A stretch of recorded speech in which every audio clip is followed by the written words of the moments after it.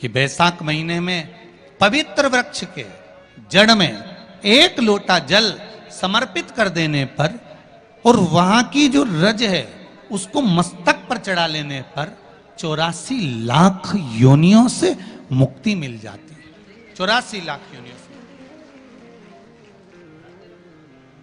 शंकर भगवान पर चढ़ी हुई एक बेलपत्री का मोल तत्व संसार का मनुष्य जिस दिन समझ गया उस दिन उसको डॉक्टर के पास जाने की जरूरत ही नहीं पड़ेगी। केवल एक बेलपत्र का अगर उसने शंकर भगवान पर चढ़ी हुई एक बेलपत्र के मूल तत्व को अगर वो समझ गया तो भगवान शंकर की भक्ति को अगर वो समझ गया, महामृत्युंजय मंत्र को अगर समझ गया, श्री शिवाय नमस्तुभ्यम मंत्र को समझ गया, पंचाक्षर मंत्र नमः शिवाय को समझ गया, षडाक्षर मंत्र ओम नमः शिवाय को अगर वो समझ गया तो उसको फिर डॉक्टर के पास जाने की जरूरत नहीं पड़ेगी। उसकी भक्ति का बल इतना बढ़ जाएगा, श्रद्धा का बल इतना बढ़ जाएगा कि उसको कहीं जाना ही नहीं पड़ेगा।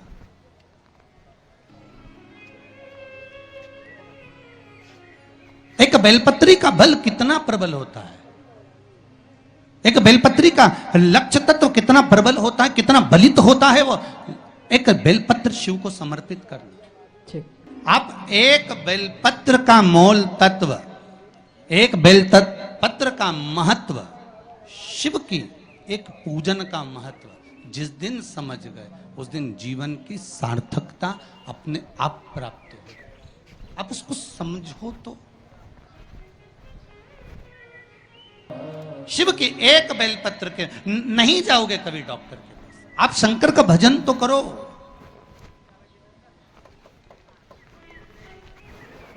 आप सूर्य नारायण भगवान को अर्घ तो दो।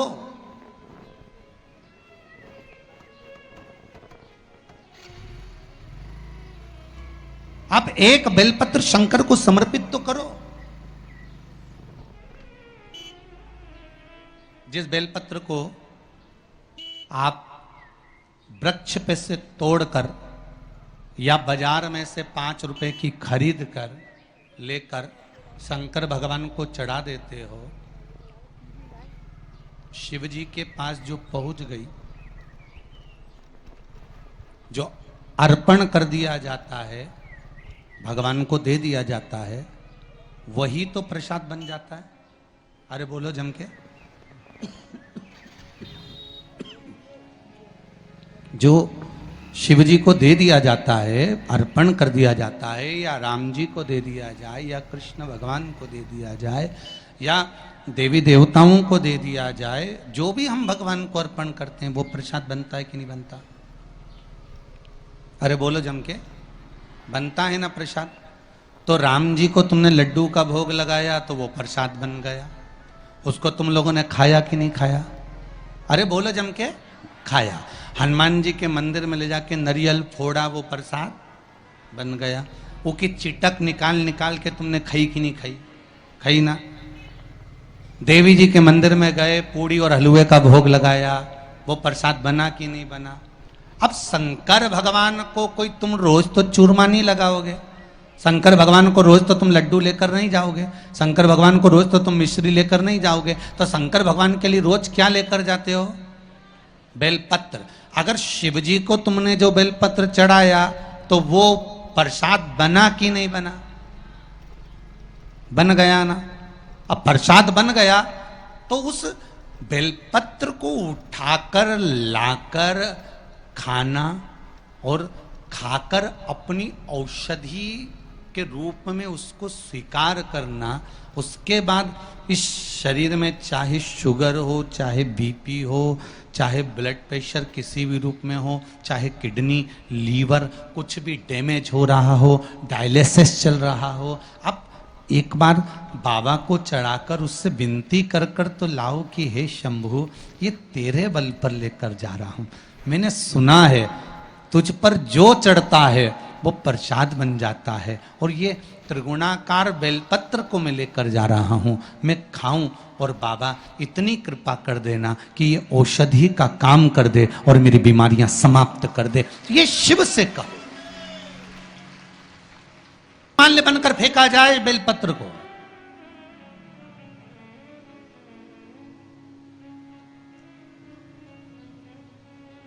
इस बेलपत्र के मूल तत्व को जिस दिन जानोगे, बैसाखी शिवरात्रि शिव महापुराण की कथा चल रही है रतलाम के इस पावन प्रांगण में, और लाखों लाखों लोग कथा को श्रवण कर रहे हैं। कल जितने लोग आए थे उससे 2 गुना लोग आए हैं। टेंट एक्स्ट्रा लगाया है, बता रहे थे कल 9 बीघा में टेंट लगा था, आज 18 बीघा में टेंट लगाया है, तो भी जगह नहीं है बैठने के लिए। लोग खड़े होकर कथा सुन रहे हैं।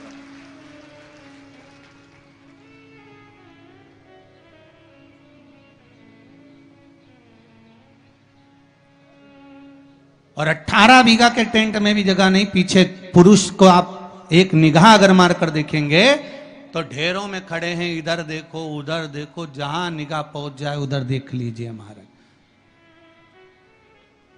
लाखों लाखों लोग इस कथा को सुन रहे हैं। एक नियम बना लो बैसाख महीने से कि शंकर भगवान पर जो बेलपत्र चढ़ी है वो औषधि का काम करती है। शिव पर चढ़ी हुई बेलपत्र मंदिर में क्यों छोड़ें, क्यों नदी में हम इसको विसर्जन करें, क्यों नदी में छोड़ें हम इसको।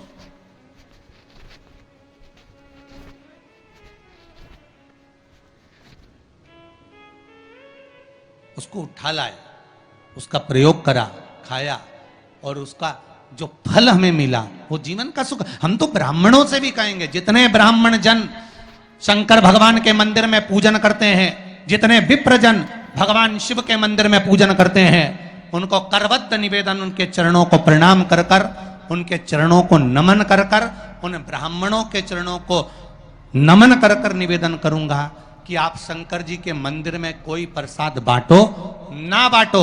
जो बेलपत्र शंकर जी के मंदिर में चढ़ती है उस बेलपत्र को उठाकर धूप में डाल दो, सुखा लो, पीस लो, और पीसने के बाद उसकी पुड़िया बना लो। उस पुड़िया को प्रसाद के रूप में देना चालू कर दो कि ये खाना चालू करो। किडनी, लीवर, शुगर, बीपी सब धीरे धीरे धीरे धीरे समाप्त होने लगेगा। तुम करो तो वो बेलपत्र ना तो किसी नदी में विसर्जन करने की जरूरत है और ना कहीं फेंकने की जरूरत है। भगवान को तुलसी चढ़ाते हो ना, तो रोज भगवान को तुलसी उनके भोग में चढ़ाते हो, उनके सामने चढ़ाते हो, उनके सम्मुख में ठाकुर जी के तुलसी चढ़ाते हो। उठा लाए, प्रयोग में लो, क्यों उसको विसर्जन में डालते हो।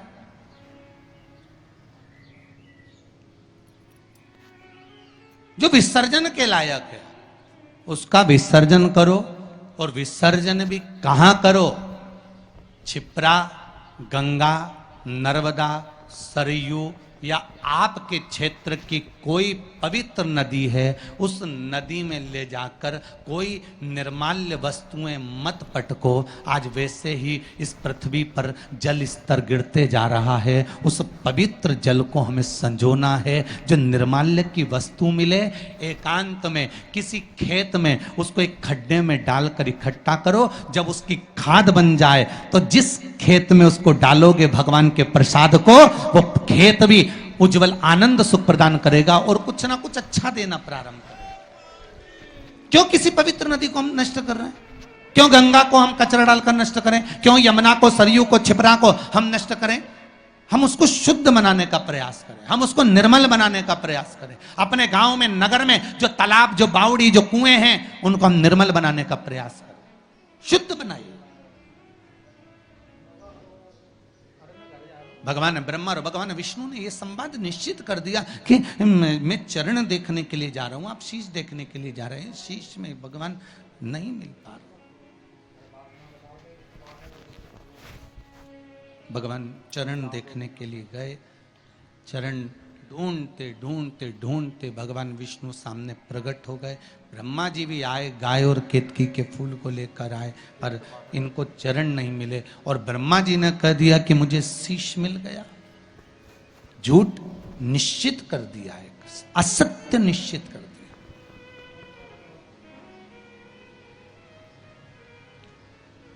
जितने झूठ बोलने वाले होते हैं ना, उनसे एक निवेदन है, बोलो।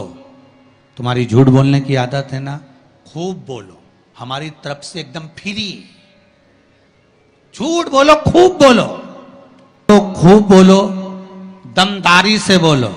तुम्हारी जितनी कैपेसिटी है उसके अनुसार बोलो, मना नहीं हो। हम ये भी नहीं बोलेंगे कि मत बोलो, पर झूठ कहां बोलना है वो समझ लेना। पत्नी पति से झूठ ना बोले, शिव महापुराण की कथा कहती है। एक झूठ माता सती ने शंकर जी से कह दिया था, मैंने कोई परीक्षा नहीं ली। सती का क्या हाल हुआ, बोलते जाओ जल्दी जल्दी, अपने रतलाम वाले हैं, बोलते जाओ। सती का क्या हुआ था, जल के क्यों जली, क्या जरूरत पड़ी सती माता को जलने की, क्यों जली है माता सती, क्यों भस्म हुई है माता सती, क्या कारण था माता सती के जलने का। केवल एक झूठ माता सती ने भगवान शंकर से आकर कह दिया था, मैंने कोई परीक्षा नहीं ली, कोई परीक्षा नहीं ली। शंकर भगवान ने ध्यान लगाकर देख लिया, तुम मार्केट में पल्लू यहां लेके चल रही हो कि यहां, तुम आकर पति ने पूछा क्यों, तो वो दुकान पे खड़ी थी और थारा पल्लू इधर पड़ा था, कहीं नहीं, मैं तो यूं च पड़ी, तुमने किसी और को देख लिया होगा। ठीक है, अब पहले के समय में शंकर भगवान ध्यान लगाकर देख लिए थे कि सती मैया ने झूठ बोला कि सच बोला। आज के जमाने में तो दुकान दुकान में कैमरा लगा हुआ, वो पकड़ के ले गया, चल अभी चल तुम्हारे साथ, तुम्हारे झुटला रही, मुझे झुटला रही, चल। और गाड़ी पे ले गया ने बिठाया, और कई हाल चल रहे बलवीर थारा, बस जोरदार। ला थारी भाभी अभी आई थी कि नहीं आई थी, सामान लेने आई थी, सिर पे पल्लू था कि इनंग धरा था, क्या अब मैं सामान दिखाऊं कि भाभी का पल्लू देखो। ठीक है, जरा कैमरा लगा थे तो अरे चार चार लग गया है, तो जहां थारी भाभी खड़ी थी वहां कैमरा था, ये लग गया हमारा पीछे ही, ले जरा दिखाना। और जो दिखाया तो पल्लू तो यंज धरा था, तो उन्हें कहा तो झूठ बोल दी। फिर शिव पुराण कह रहे, सती मैया ने शंकर जी से झूठ बोला। पत्नी कभी अपने पति से झूठ ना बोले, और ये केवल पत्नियों के लिए ही नहीं है। कितनी खुश हुई रे तुम लोग, गजब। केवल ये पत्नियों के लिए नहीं, पतियों से भी निवेदन है, झूठ ना बोले। पत्नी पति से, पति पत्नी से झूठ ना बोले। और एक निवेदन करूंगा मेरे घर की बेटियों से, क्योंकि आप मेरे घर की बेटी हो, भारत की भूमि पर जन्म ली हो, और भारत की भूमि पर जो बेटियां जन्म लेती हैं वो मेरे ही घर की बेटी कहलाती है। उनसे निवेदन करूंगा कि आप, मेरी बेटियों से निवेदन है, सबसे झूठ बोल लेना, पर जिस माँ ने तुमको कोख में रखा और जिस पिता ने पूरी जिंदगी तुम्हारे ऊपर खर्च कर दी, कमा कर लगाने में, पढ़ाने में, उस माँ बाप से कभी झूठ मत बोलना, सत्य कह दो कि यह बात है। हमारे माता पिता लेंगे,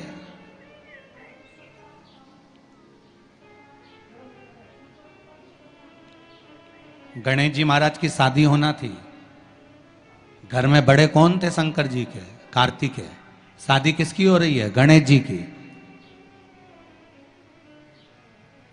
प्रजापतियों की कन्या रिद्धि और सिद्धि,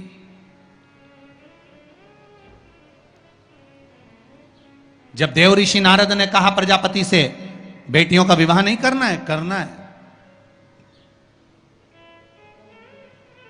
पर मैंने अभी बेटियों से पूछा नहीं है,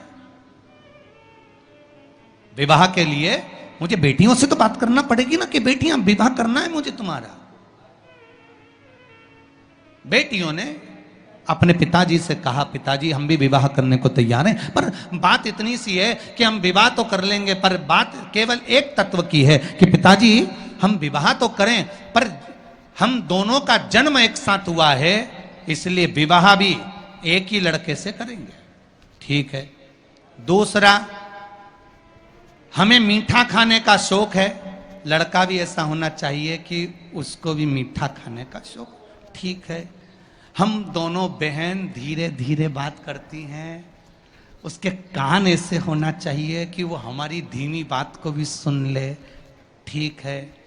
हम जब भोजन बनाएं, आवाज लगाने की जरूरत नहीं पड़े, सुगंध नाक में जाए और दौड़ के आ जाए, ऐसा तुम्हारा दामाद होना चाहिए, ठीक है। और जहां बैठे तो लगे कि जमाई साहब बैठे हैं, उठ उठ के नी भागे, ऐसा दामाद होना चाहिए। तो देवऋषि नारद ने पूछा तुम्हारी लड़कियों के लिए कैसा लड़का चाहिए, तो क्या बेटियों ने बताया ऐसा ढूंढ लो, तो ढूंढ लिया और एक ही मिला।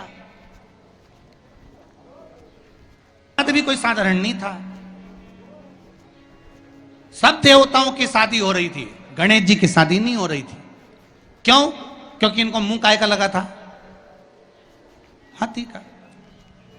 अब जब मुख हाथी का लगा हुआ है तो सबसे पहले प्रथम देवता गणेश जी महाराज थे और सबसे पहले ब्याह शादी में इन्हीं को बुलाते थे।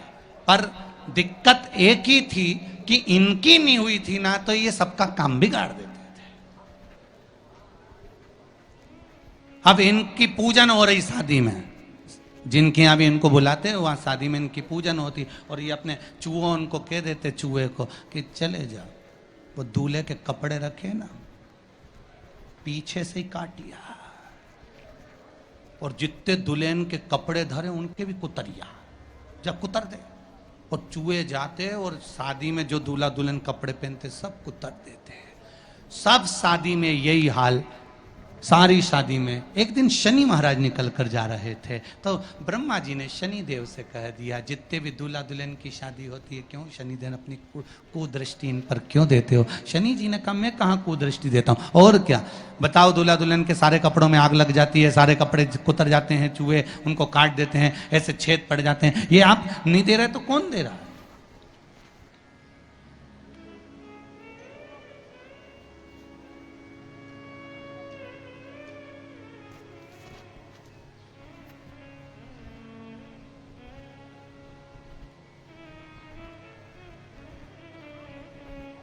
अगर ये नहीं देंगे तो कौन देगा? शनि महाराज अच्छी बात नहीं है। शनि देवता ने कहा नहीं नहीं नहीं नहीं, मैं नहीं करता। फिर मालूम पड़ा श्री गणेश जी महाराज करते। तो सबसे पहले ब्याह गणेश जी का पक्का करा कि भैया ये इसका ब्याह पहले होना चाहिए, और सब कुछ गणेश जी में था। कान भी ऐसे थे बड़े बड़े कि सुनाई भी अच्छे से दे जाता, नाक भी ऐसी थी कि यहां बैठे वहां से सूंघ लेते, और दामाद भी ऐसा था कि एक बार बैठ गया तो 10 दिन उठता ही नहीं था। बेटियों से निवेदन, पत्नी पति से झूठ ना बोले, पति पत्नी से झूठ ना बोले, बेटी अपने माता पिता से झूठ ना बोले। मेरा निवेदन है शिष्य अपने गुरु से झूठ ना बोले, और भक्त भगवान से कभी झूठ ना बोले। यहां तक सीमित रखो, यहां तक सीमित, बहुत है। और झूठ बोलना एक जगह पर जरूर बोलना। कहां? यदि कोई गाय कसाई के यहां कट रही हो, वहां जाकर झूठ बोल देना कि ये गाय मेरी है, छुड़वा कर लिया ना। झूठ वहां बोल, झूठ बोलने के भी स्थान बताए गए, कहां कहां झूठ बोलना है, कैसे कैसे झूठ बोलना है, किस तरह से झूठ बोलना है, स्थान बताए गए महाराज। कि ये गाय अगर कसाई की यहां कट रही है तो वहां झूठ बोल दो कि ये गाय मेरी है, ये कटे ना, ये मेरी। ब्रह्मा जी ने झूठ बोला शिव जी के सामने, केतकी के पुष्प ने झूठ बोला शंकर जी के सामने, गौ माता ने झूठ बोला शिव जी के सामने। महाराज अंत क्या हुआ? केतकी के पुष्प को श्राप लगा, सारे देवताओं पर चढ़ेगा पर शंकर पर नहीं। गाय को श्राप लगा, तेरा शरीर पूजा जाएगा पर मुख नहीं। ब्रह्मा का सिर जिससे वो झूठ बोल रहे थे उस सिर को काटा गया, लुढ़कता लुढ़कता शीश गया, कर्मनाशा नदी प्रकट हो गई। अंत में ब्रह्मा का कटा हुआ सिर बट का वृक्ष बनाना पड़ा, बट वृक्ष बनाना पड़ा। आखिर झूठ बोलने वाले मुख की गति बहुत बुरी हो जाती।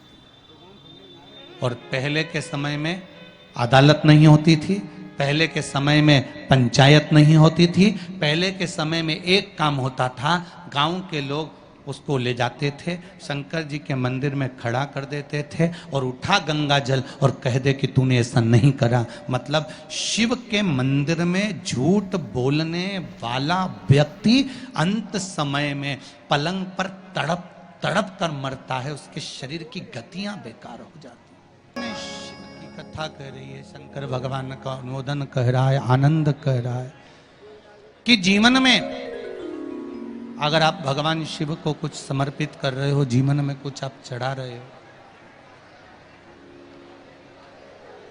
शिव भक्ति में अगर लीन हो तो उसका एक सुख, एक आनंद ही दूसरा। झूठ ना बोले, बोलो, मना नहीं, पर किसी गौ माता की रक्षा करना हो, राष्ट्र का उत्थान करना हो तो चलेगा। आगे चरित्र आया है भगवान शंकर का पावन, और भगवान शिव के पावन चरित्र का वर्णन किया। शंख मुनि शिवजी के मंदिर में जल चढ़ाकर लौट रहे थे।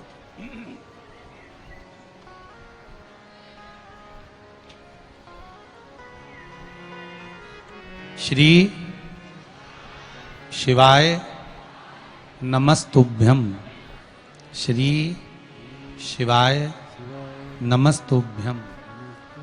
शंख मुनि जल चढ़ाकर लौट रहे थे। शंख मुनि ने कहा कि फल कितने दिन में मिल सकता, कब प्राप्त हो सकता?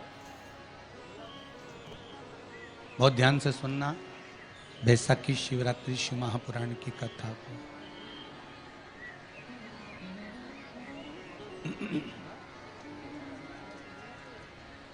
फल कितने दिन में मिल सकता है, कब प्राप्त हो सकता है, कैसे मिलेगा? शिव पुराण कह रही है। शंख मुनि जैसे ही बाहर आए, एक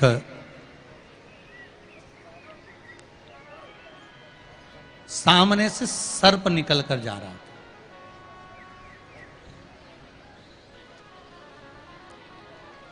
और सामने से जब सर्प निकल कर जा रहा है,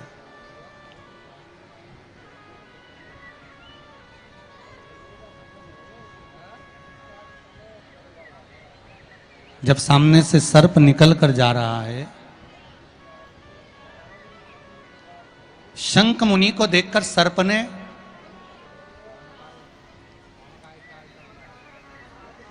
एक व्याघ्र और शंख मुनि के संवाद को सुना।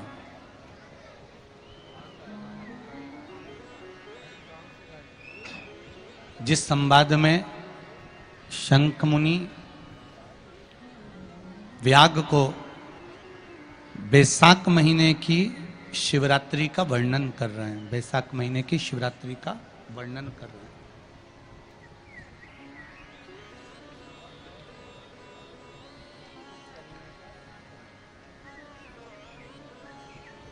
उस वैशाख महीने के महत्व को जब सर्प ने सुना, सुनने के बाद में सर्प थोड़ी देर वहां पर देखता रहा शंख मुनि को।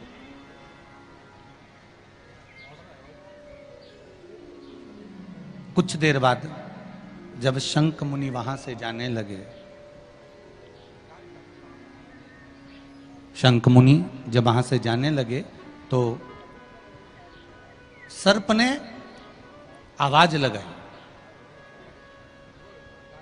शंख मुनि को लगा कि ये सर्प है और सांप कहां ये वाणी बोल पाता है, मनुष्य की वाणी को कैसे बोल पाएगा? इस मनुष्य की वाणी को कैसे सर्प बोल सकता? पर सर्प ने आवाज लगाई, शंख मुनि रुके, तो शंख मुनि ने उस सर्प से पूछा कि क्या बात है?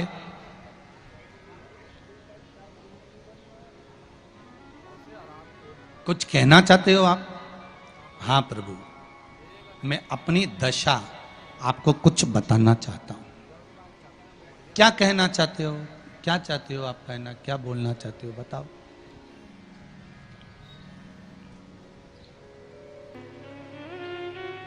क्या बोलना चाहते हो? बोलिए। तो कहा महाराज, पूर्व समय में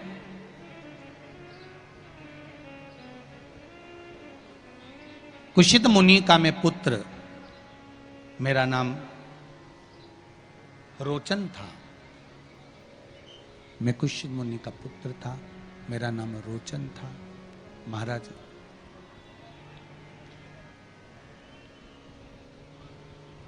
एक मुनि का पुत्र होने के साथ में मेरा मन कभी सत्संग में, कभी भजन में, कभी कीर्तन में, कभी स्मरण में, कभी भक्ति में नहीं लगा। कभी भगवती स्मरण में लगा ही नहीं। भगवत कीर्तन में मेरा मन पहुंचा ही नहीं। सारे बेकार कर्म में मैं लगा रहता। सब बेकार कर्म मेरे हाथ के द्वारा होते।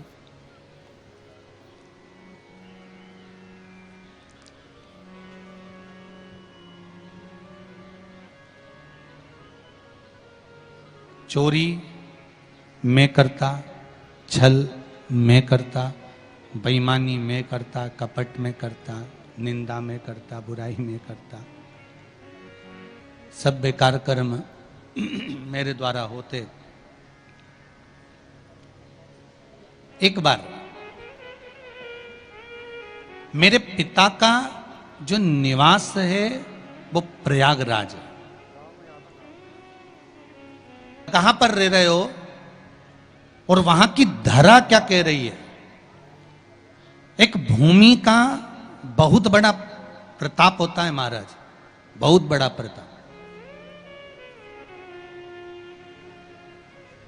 क्यों कहते हैं कि 12 ज्योतिर्लिंग जहां पर भगवान शिव विराजमान हैं, ऐसे 12 ज्योतिर्लिंग की भूमि में जाकर एक रात्रि विश्राम करना चाहिए।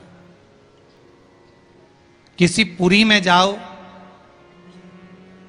उस पुरी में जाओ तो 2 रात्रि का विश्राम जरूर करना चाहिए।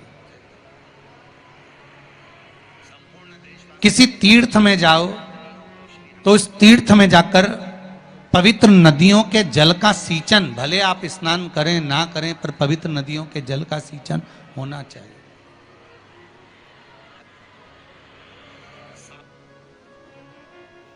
क्यों कहा जाता है कि इतने पवित्र नदियों का सिंचन करिए, जल का सिंचन करिए, पुरियों के जाकर निवास करिए। 12 ज्योतिर्लिंग की भूमि पर जाकर आप वहां पर 12 ज्योतिर्लिंग की भूमि पर जाकर एक रात्रि विश्राम करिए। क्यों कहा जाता?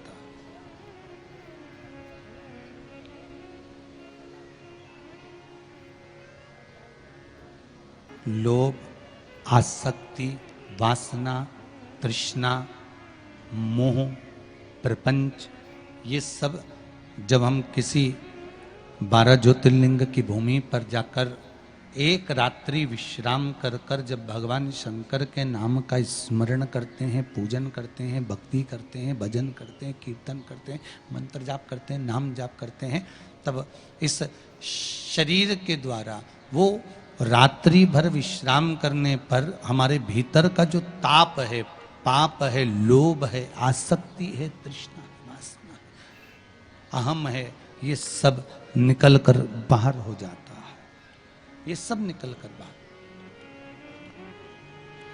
जैसे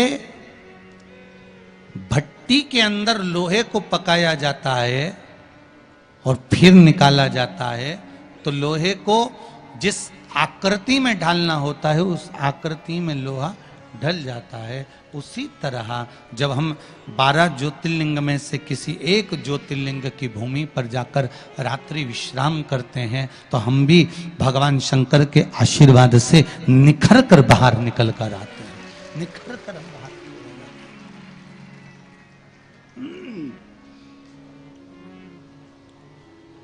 हम निखर कर बाहर की ओर आ जाते हैं। हमारी मन की, हृदय की, चित्त की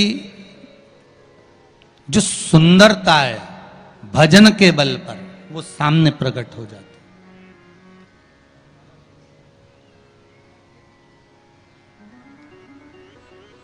वो सम्मुख में प्रकट हो जाती है। आज प्रयागराज में मेरे पिता कुशंद मुनि का निवास था। मैं रोचन उसी भूमि पर निवास करता था।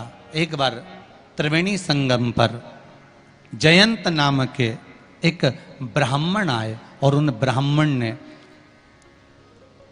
अपने बैसाख महत्म में यह वर्णन किया कि एक बेलपत्र का वृक्ष हो या पीपल का वृक्ष हो या तुलसी का पौधा हो या आंवले का वृक्ष हो या बट वृक्ष हो, उस वृक्ष के नीचे बैसाख के महीने में जो जल समर्पित करा जाता है, उस जल की पुण्याई इतनी प्रबल हो जाती है कि व्यक्ति के जीवन में जितना पाप कर्म करा होता है वो सब निष्फल हो जाता है, वो सब समाप्त हो जाता है।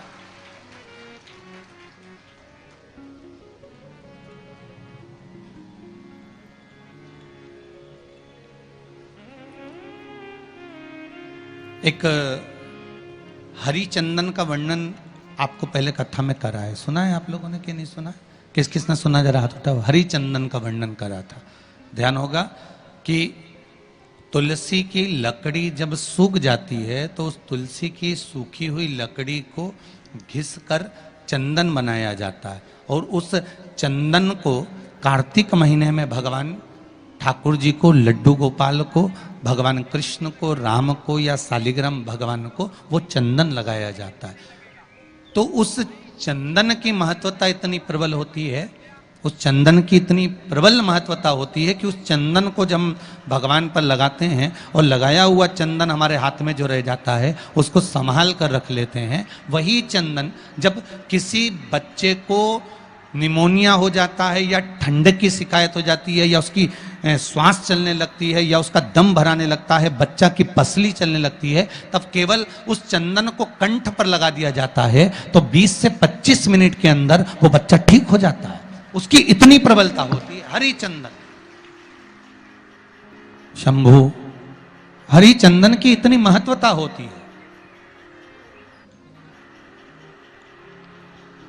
अब तुलसी की जड़ को घिसकर उसका चंदन बनाकर भगवान को लगाना, वो हरिचंदन। उसी तरह आप में से कितनी माताएं या कितने भाई लोग बैठे हैं जो शंकर जी के मंदिर पर जाते हैं और मंदिर पर जब जाते हैं वापिस जब लौट कर आते हैं तो मंदिर की चौखट का स्पर्श कर कर अपने मस्तिष्क पर उस रज को लगाते हैं? आप में से कितने लोग हैं? हैं बहुत सारे, ठीक है। अब जितने लोगों ने हाथ उठाया और नियम से अगर शंकर मंदिर की दरवाजे की चौखट पर भगवान शंकर को जल चढ़ाने के बाद जब आप लौट कर आ रहे हैं और उनकी चौखट पर आपने हाथ फेर कर अपने मस्तिष्क पर उस रज को लगाया है, वो धीरे धीरे अपने भाग्य की ओर देखते हैं। तारीख लिख लेना कि मैंने इतनी तारीख से मंदिर जाना चालू करा, इतनी तारीख से मैं ये काम कर रहा हूं और इतनी तारीख तक मुझे ये फल की अनुभूति हुई। ये देखिए, उस एक बेलपत्री और चंदन का फल किसी ने भेजा है, देखिए जरा। एक्सरे भी लगा दिया हो, पर हम डॉक्टर नहीं हैं।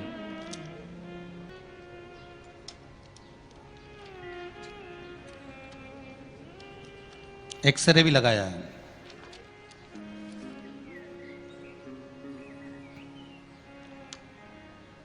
मेरा नाम गोपाल परवाल है, पोरवाल है। अरिहंत परिसर कालका माता मंदिर के पीछे रतलाम से हूं मैं। कहीं बैठे हो आप ही हैं? दोनों हाथ हिला दीजिए एक बार। हर हर महादेव।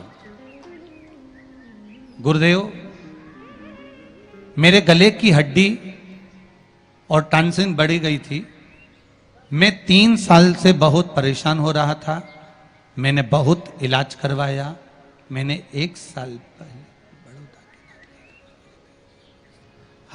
हेलो, मैंने 1 साल पहले बड़ौदा के नरियाद में गले के जो स्पेशलिस्ट हैं उनको भी दिखाया, पर कोई फायदा नहीं हुआ।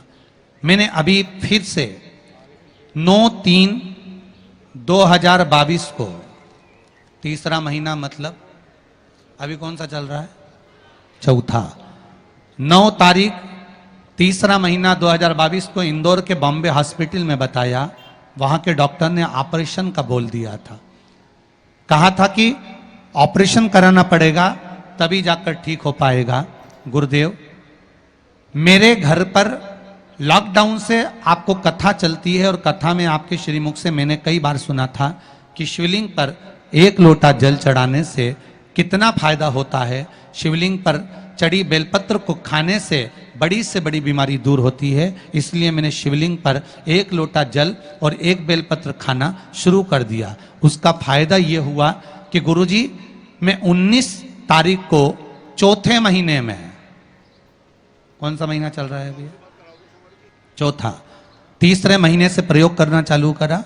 चौथे महीने 19/4/2022 को इंदौर के बॉम्बे हॉस्पिटल में डॉक्टरों को दिखाने के लिए गया तो डॉक्टर ने ऑपरेशन करने से मना कर दिया और कहा तुम्हें आराम लगना चालू हो गया।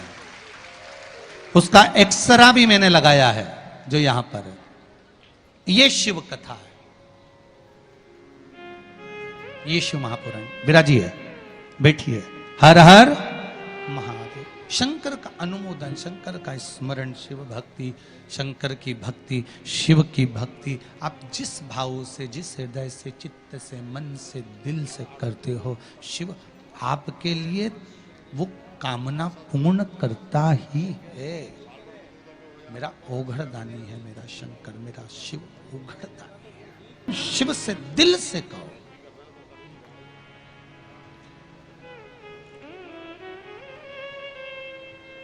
और मन से कहोगे वो स्वीकार करेगा।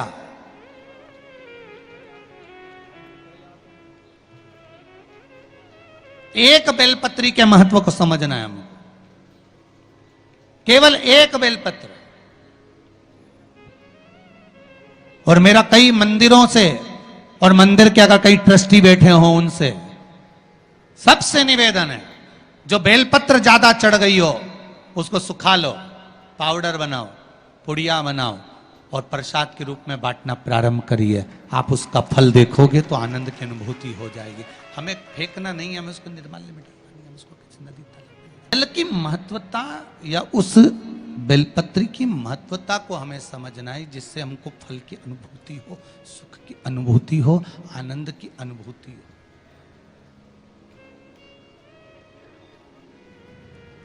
महाराज,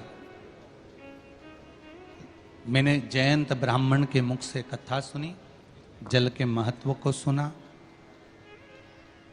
पवित्र वृक्ष के जड़ में जल चढ़ाने के महत्व को मैंने श्रवण किया। जल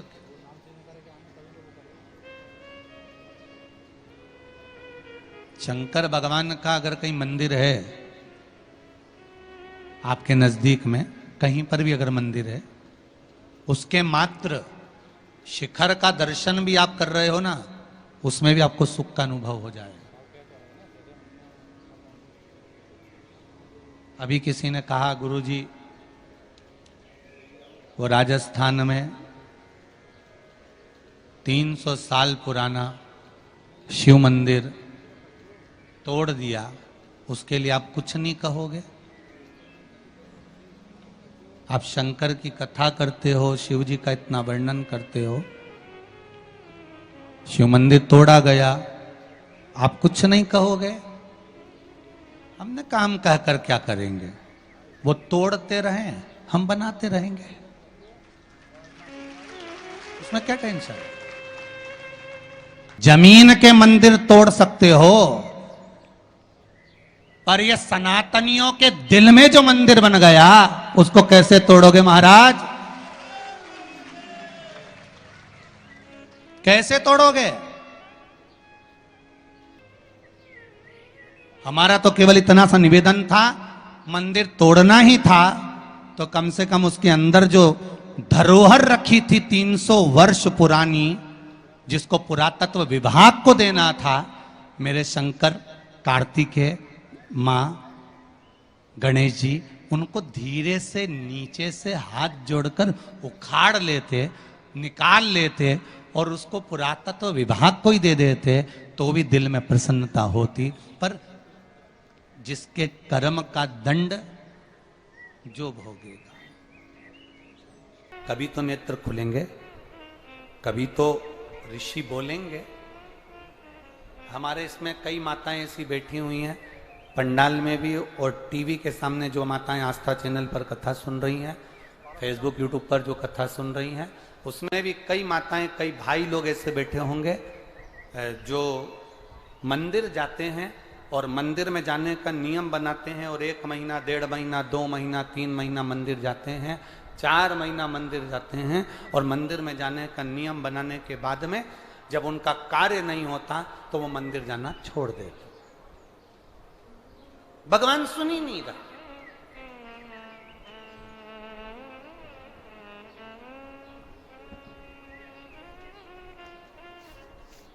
कई लोग पत्र भी लिखते हैं, ऐसा नहीं कि पत्र नहीं लिखते, कई लोग पत्र में लिखते हैं, गुरुजी हम 4 महीने से मंदिर जा रहे थे, गुरुजी हम 3 महीने से मंदिर जा रहे हैं, हम 5 महीने से मंदिर जा रहे हैं, भगवान तो हमारी सुन ही नहीं रहा। भगवान से हमारा कौन सी दुश्मनी है जो भगवान ने सारा दुख हमको दे दिया, भगवान हमारी सुन ही नहीं रहा।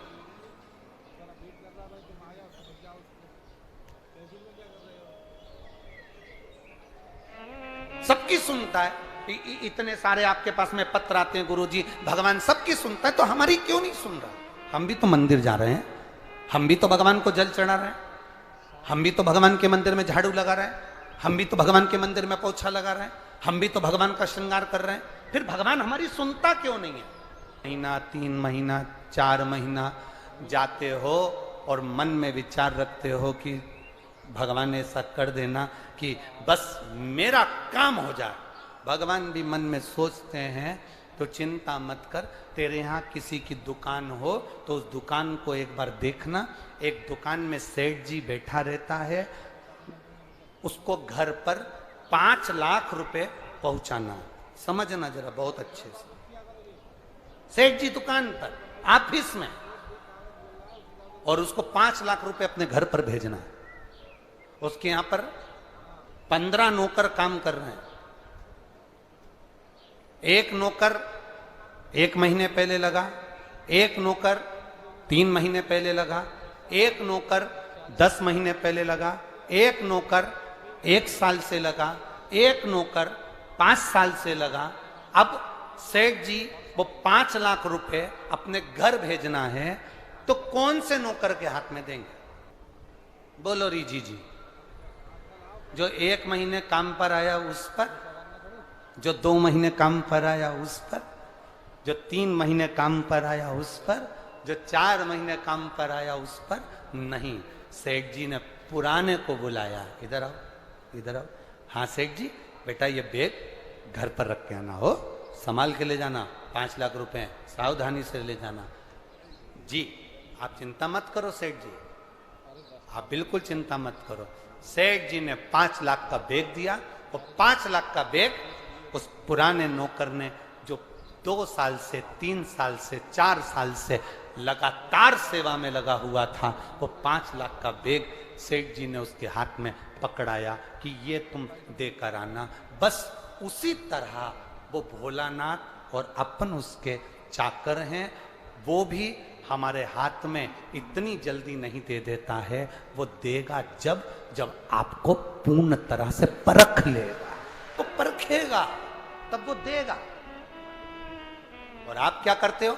1 महीना मंदिर गए, 2 महीना मंदिर गए, भगवान से प्रार्थना कर लेते हो, भगवान हमको ये दे देना, भगवान हमको ये दे देना। तुम 1 महीना मंदिर जाके मन में सोचते हो कि जमीन में से कहीं गड़ा हुआ धन का हंडा निकल जाए, तो ऐसा कोई महाराज हो जो धन का हंडा निकाल के दे दे तो हमको भी बता देना।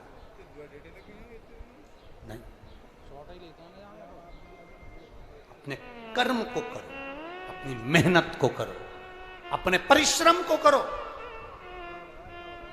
और जितना जितना तुम कर्म करोगे, जितनी जितनी तुम मेहनत करोगे, जितना जितना तुम परिश्रम करोगे और भगवान के प्रति जितना जितना तुम्हारी दृढ़ता, जितना जितना तुम्हारा विश्वास बढ़ता चले जाएगा, जितना विश्वास बढ़ेगा तुम उतने भगवान के नजदीक आते चले जाओगे, फिर तुम्हारा दुख तुम्हारा नहीं रहेगा, फिर तुम्हारा दुख बाबा देव अधिदेव महादेव का खुद का हो जाएगा, क्योंकि तुम्हें दुखी नहीं देख सकते।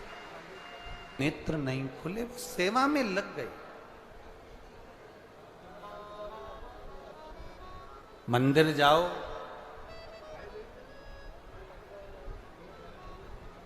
सत्संग में जाओ, गुरुद्वारा जाओ, गुरु की शरणागति में जाओ, या किसी पुण्य जगह पर, धर्म की जगह पर आप जाएं तो सेवा जरूर करें। यहां पर भी मेरी माताएं बैठी हैं, मेरी जीजियां बैठी हैं, मेरे भाई लोग बैठे हुए हैं, उनसे निवेदन करेंगे कि अगर मौका लगे तो सेवा जरूर।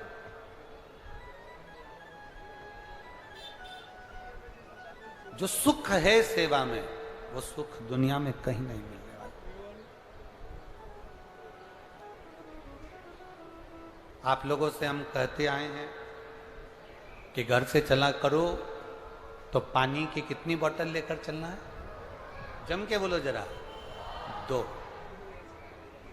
अपने साथ में थोड़ा थोड़ा सा ऐसा सामान जो अपने पास में कोई बैठा हो, कोई भूखा हो, तो उसको हम खिला सकें। अपने एक पानी की बोतल में से थोड़ा पानी किसी का मुख झूठा करा सके। क्या मिलेगा, क्या देगा वो, ये तो तुमको 3 महीने के अंदर बाबा बता ही देगा कि वो कितना प्रदान करता है, क्या देता है। एक माता यहां बैठी है जिसके चेस्ट में गांठ हो गई थी और इसुकुला नंदेश्वर, पति रामदास नंदेश्वर, पता बड़कुही नंबर 6, पोस्ट बड़कुही थाना, चांदा मेठा तहसील परासिया, जिला छिंदवाड़ा। कहीं बैठी हैं? अगर कहीं बैठी हो तो हाथ हिला सकती हैं। हाँ, दोनों हाथ ऐसे हिला तो दीदी एक बार। हाँ ठीक है, दिख गया। एक बार वापिस हाथ हिलाओ जी। मैं बाबा का क्या वर्णन करूं गुरुदेव। 1 लोटा जल और 1 बेलपत्री और पशुपति नाथ का मैं वर्णन नहीं कर सकती, शब्द नहीं है मेरे पास।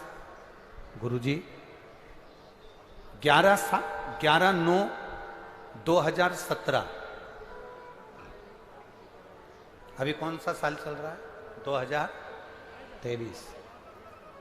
11/9/2017 को मेरे चेस्ट में गठान हो गई। डॉक्टर ने कहा इसका ऑपरेशन होगा, जांच होगी, गठान बड़ी है, कोई कुछ कह नहीं सकते। गुरुदेव चेस्ट की वो गठान जो हुई उसका ऑपरेशन कराया। ऑपरेशन कराने के बाद डॉक्टर ने कहा था बड़ा रोग का विक्रम हो सकता है। ऑपरेशन होने के बाद डॉक्टर ने कहा अगर ये गठान वाली जगह पर पास में अगर वापिस गठान होती है तो फिर समझो कि रोग बढ़ा। और गांठ का ऑपरेशन हुआ, जांच हुई, पर डॉक्टर ने उस समय तो कह दिया कि ठीक है। 2017 में चेस्ट में गठान हुई। गुरुदेव 4/7/2020 को वापिस ऑपरेशन के बाद मेरे चेस्ट में फिर गठान हुआ।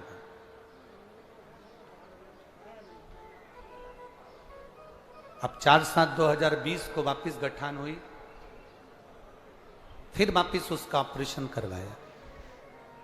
ऑपरेशन करवाया तो डॉक्टर ने कहा कि ये रोग बड़ा है, संभलना मुश्किल है। अब आप स्वयं जान सकते हो। 21/10/2022 में फिर चेस्ट में गठान हो गई।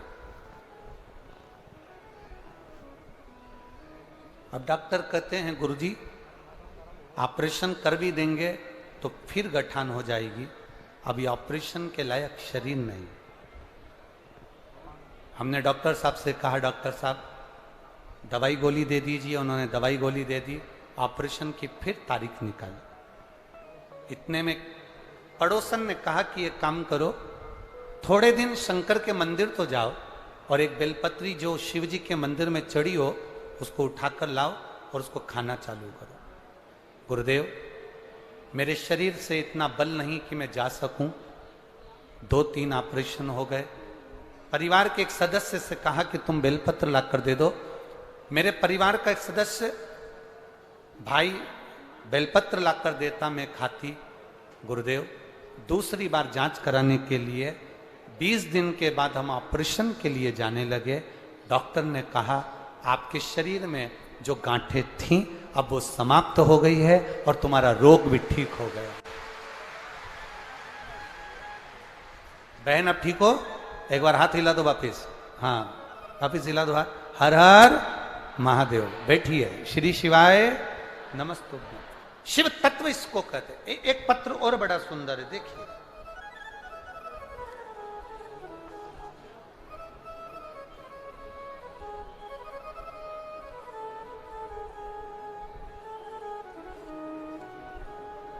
सुनीताबाई बघेल,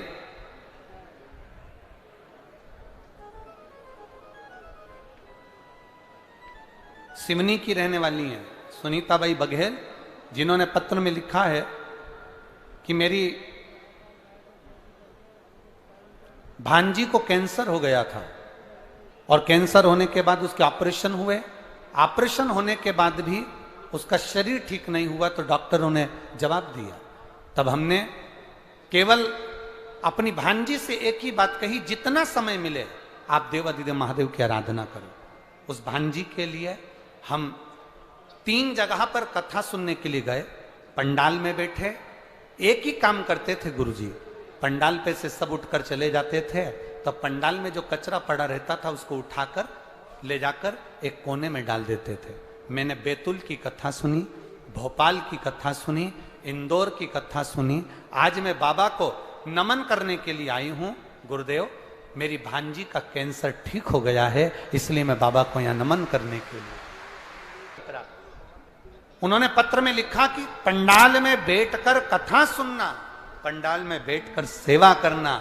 आपको भी हम कथा में कहते रहे, अपने जल में से अगर एक बूंद जल भी अगर किसी को पिलाया है, किसी का मुख अगर एक जरा सा भोजन से भी झूठा कराया है, तो लिख कर रखना कि मैंने इतनी तारीख को शिव कथा के अंदर ये पुण्य करा था। वो तुम्हें 3 महीने में बाबा क्या देता है ये उसके ऊपर, क्या देगा वो, क्या प्रदान करेगा ये उसके ऊपर। और पहले से नियम रहा है, ये सारे पत्र आपके पास में हैं, मोबाइल नंबर भी हैं, एड्रेस भी हैं। जिन जिन के मन में संशय हो, इनके मोहल्ले में, इनके गांव में, इनके क्षेत्र में आप जाओ और बड़े प्रेम से पूछो कि बाबा की करुणा, शंकर की कृपा क्या होती है। खा सुगंधा ने संतों की सेवा करी, ऋषियों की सेवा करी, इंतजार करा। थोड़ा इंतजार करना, 1 महीने में अगर काम ना हो, 2 महीने में काम ना हो, 3 महीने में काम ना हो, एक बार पशुपति व्रत से काम ना हो, एक बार 16 सोमवार के व्रत से काम ना हो, एक बार भगवान के जल चढ़ाने से काम ना हो, छोड़ना मती। क्योंकि जितना संबंध परमात्मा से पुराना होते चले जाता है, भगवान उतना भंडार भरते चला जाता है। संबंध पुराना है।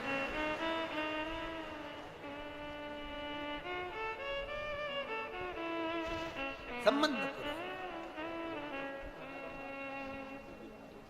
सुगंधा ने हाथ जोड़ा, ऋषियों के नेत्र खुले, इंतजार करती रही थी, इंतजार। शिव को जल चढ़ाने वाले एक बात याद रखना, थोड़ी प्रतीक्षा जरूर करना। परीक्षा वो करेगा, प्रतीक्षा तुम करिए। शिव को जल चढ़ाने वाला प्रतीक्षा करना, इंतजार करना। इतनी जल्दी डोलना मती कि मेरा काम नहीं हुआ तो मैं मंदिर नहीं जाऊंगा। मेरा काम नहीं हुआ तो मैं शंकर जी के मंदिर नहीं जाऊंगी। आप मंदिर के अंदर भी नहीं जा सकते तो शिवालय के सामने से, मंदिर के सामने से निकल कर जाते जाते श्री शिवाय नमस्तुभ्यम कहते भी निकल गए तो भी बाबा सुन लेता। सरल है शिव, सहज है शिव, उसको आडंबर पसंद नहीं है। मेरे शंकर भगवान को छल पसंद नहीं है, दिखावा पसंद नहीं है। सुगंधा कह रही है बाबा आपके नेत्र खुले हैं, आपके नेत्र खुले हैं बाबा, आप मुझे बताएं मैं कौन से महीने से 16 सोमवार के व्रत प्रारंभ करूं, उसका विधान क्या है, क्या विधान। कहा भगवान वर्णन करे। ऋषियों ने कहा सुनो सुगंधा,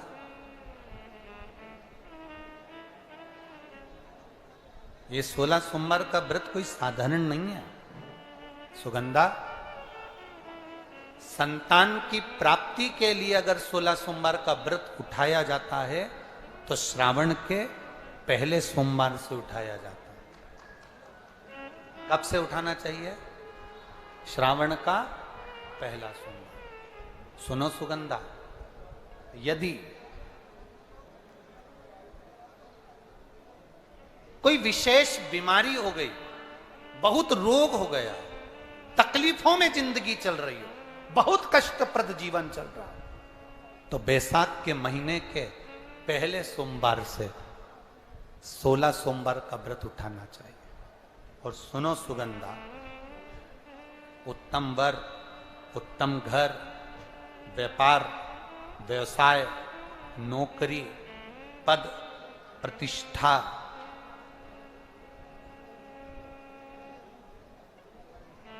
के लिए अगर हमें व्रत करना है तो मार्गशीर्ष मास का पहला सोमवार से इस व्रत को प्रारंभ कर देना चाहिए। इस व्रत को प्रारंभ कर लो। और सुनो सुगंधा, ये व्रत दोपहर के तीसरा जो पहर हो, प्रदोष काल, उस प्रदोष काल के समय पर आप इस शिवलिंग की पूजन अपने घर में पार्थिव बनाकर स्मरण कर कर भगवान देव अधिदेव महादेव के लिए प्रसाद तैयार कर कर, आप जिस भाव से भगवान शंकर का आटा सेक कर या चूरमा बनाकर या मलिदा बनाकर जो भी आप बना रहे हैं, उससे 3 हिस्से प्रसाद के इस 16 सोमवार के व्रत में भी होते हैं। कितने हिस्से होते हैं? 3 हिस्से। पशुपति व्रत में 16 सोमवार के व्रत में एक अंतर भारी है। पशुपति व्रत में 2 हिस्से मंदिर में रह जाते हैं, एक हिस्सा अपने साथ आता है और स्वयं को खाना पड़ता है। पर 16 सोमवार के व्रत में यह भाव है, एक हिस्सा भोलेनाथ का रहता है, दूसरा हिस्सा भक्तों के लिए, शिव भक्तों के लिए रहता है, और तीसरा हिस्सा आपके लिए रहता है। यदि पूरा ना पा सकें तो दूसरे को भी आपके हिस्से का प्रसाद दे सकते हैं। अब आ जाओ, बड़ा सुंदर प्रसंग।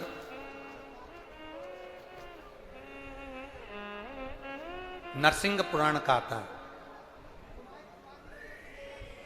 एक बड़ा सुंदर प्रसंग आया।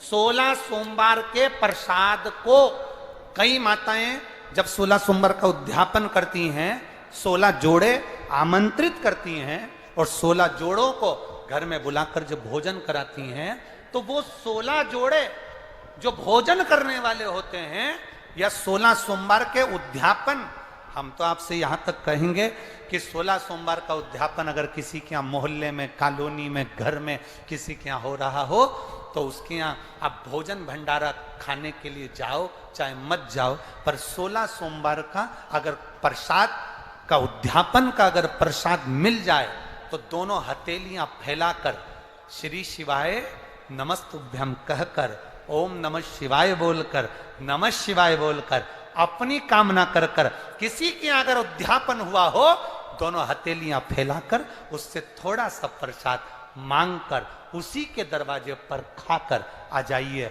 आपकी जिंदगी को सुख का अनुभव हो जाए। तो कोई पूछे ये कथा कहां से ली, तो आप बता देना नरसिंह पुराण में यह वर्णन आता है। कौन से पुराण में है? नरसिंह पुराण में वर्णन आया कि एक बहुरोमा नाम का एक दैत्य था, एक असुर, बहुरोमा नाम का ये दैत्य, ये असुर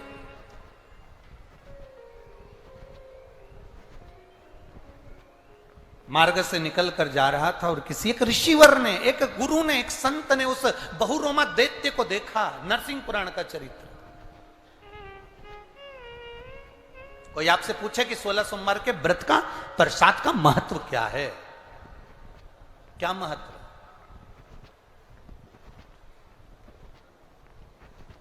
बहुत ध्यान देना, यहां पे माताएं पशुपति व्रत करती हैं। पशुपति व्रत अगर आप लोग करते हैं तो उसके 2 हिस्से मंदिर में छूटते हैं प्रसाद के। बोलो री जी जी, सही है। मंदिर में आप जो प्रसाद के 2 हिस्से छोड़कर आती हो, बहुत सारी माताएं व्रत करती है और वहां प्रसाद के हिस्से रखे रहते हैं। मंदिर का पुजारी हो, मंदिर के पंडित जी हो, या मंदिर की कोई नारी, कोई पुरुष, कोई बच्चा, कोई बड़ा, उस प्रसाद को एकत्रित कर लेता है और उस प्रसाद को जो भक्त लोग दर्शन करने आते हैं, जिनका पशुपति व्रत नहीं रहता, या जो दर्शन करने आए, या गांव के बच्चे हों, नगर के बच्चे हों, कॉलोनी के बच्चे हों, उनको वो प्रसाद जो वितरण किया जाता है, शिव महापुराण की कथा कहती है, हजारों हजारों अश्वमेध यज्ञ का जो फल प्राप्त होता है, वो मात्र वो प्रसाद के वितरण से और उसके पाने से प्राप्त हो जाता है। माता ने करा कभी ऐसा? अगर कोई प्रसाद चढ़ाकर गया, पशुपतिनाथ व्रत का 2 हिस्सा छोड़कर गया, और बहुत सारी माताओं ने छोड़ दिया और वो सब चली गई, उसके बाद वो प्रसाद रखा रहता है, तो उसको एक तसले में, एक पात्र में एकत्रित करना चाहिए और उसको बांटना। हजारों अश्वमेध यज्ञ के फल के बराबर वो पुण्यता पशुपतिनाथ के व्रत को वितरण करने की, उसको पाने की।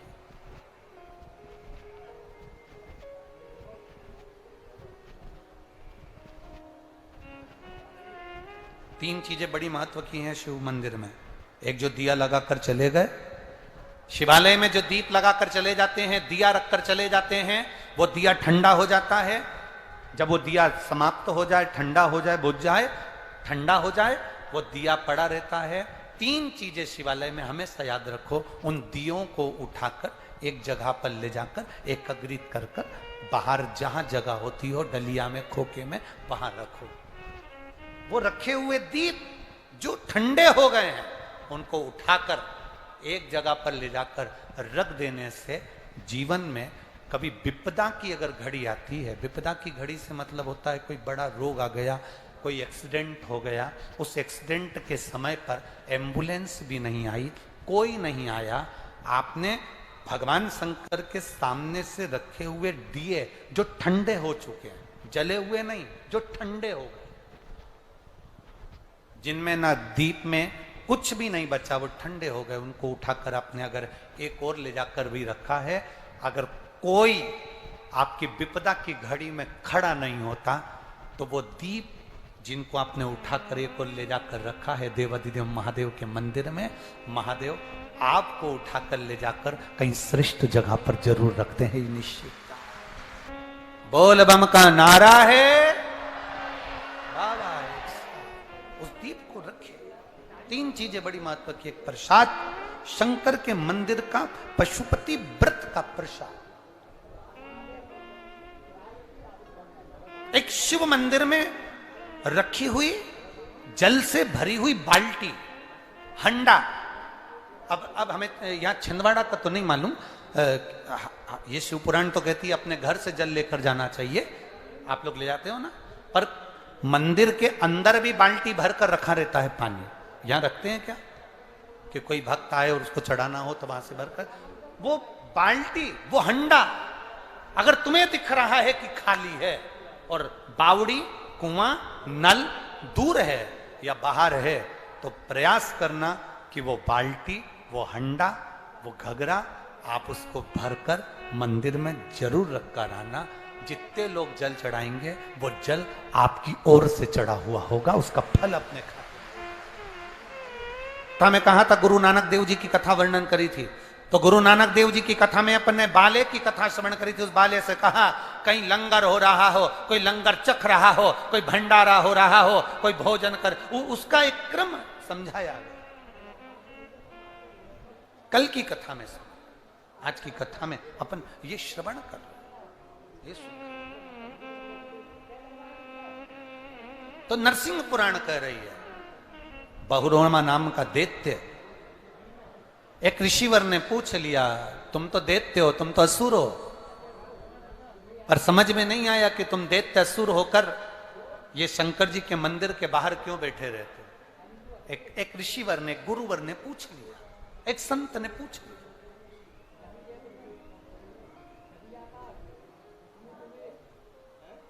कल कथा में कहा था जिसको जनता चुनती है वो संसद में बैठता है, जिसको भोलेनाथ चुनते हैं वो शिव महापुराण में बैठता है। शिव ब्यूटीफुल नहीं अकेले, जो उनका नाम ले रहा है, जो उनका गुणगान कर रहा है, जो शिव पुराण की कथा को रसतत्व के साथ श्रवण कर रहा है। अरे कितनी बड़ी बात नरसिंह पुराण में लिख दी, बहुरोमा के चरित्र में वर्णन किया गया। अगर सुनो बहुरोमा, ऋषिवर कह रहे हैं सुनो बहुरोमा, सुन बहुरोमा, अगर संसार का मनुष्य, संसार में रहने वाला जीव जिंदगी में अगर 16 सोमवार का व्रत भी नहीं कर पाया और अगर 16 सोमवार की मात्र शिव तत्व कथा को श्रवण कर लेता है तो 16 सोमवार के उद्यापन और व्रत का फल मिल जाए।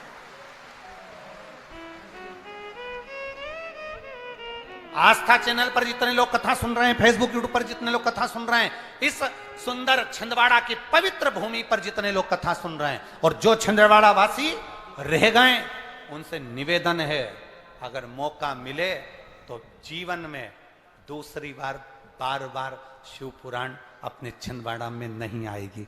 बड़ी मुश्किल से कहीं आदरणीय माननीय कमलनाथ जी की इस चित्त वृत्ति में ये कथा बैठी और उन्होंने इंदौर में आकर निमंत्रण दिया।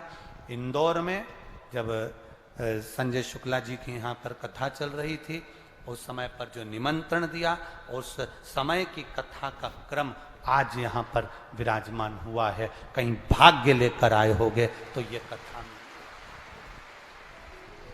हम तो कथा कहेंगे, 5 दिन पूरे होंगे, चले जाएंगे, पर ये विश्वास है हमारा, जिसने 5 दिन इस कथा के पंडाल में बैठकर, मैं धन्यवाद दूंगा कई छिंदवाड़ा की माताएं, छिंदवाड़ा की माताएं 5 दिन के लिए अपना अपना दरी, अपना अपना बैग लेकर, छिंदवाड़ा की माताएं केवल यहीं छिंदवाड़ा की, वो भी अपना बैग ले लेकर पहुंची हैं कि 5 दिन हम कथा सुने। आपको देखकर आज हमें उज्जैन की कथा याद आ गई। उज्जैन में उज्जैन के लोग कथा पंडाल में रह रहे थे।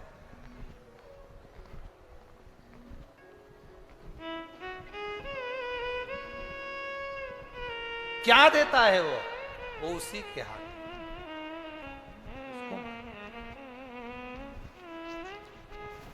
छोड़ना नहीं कथा।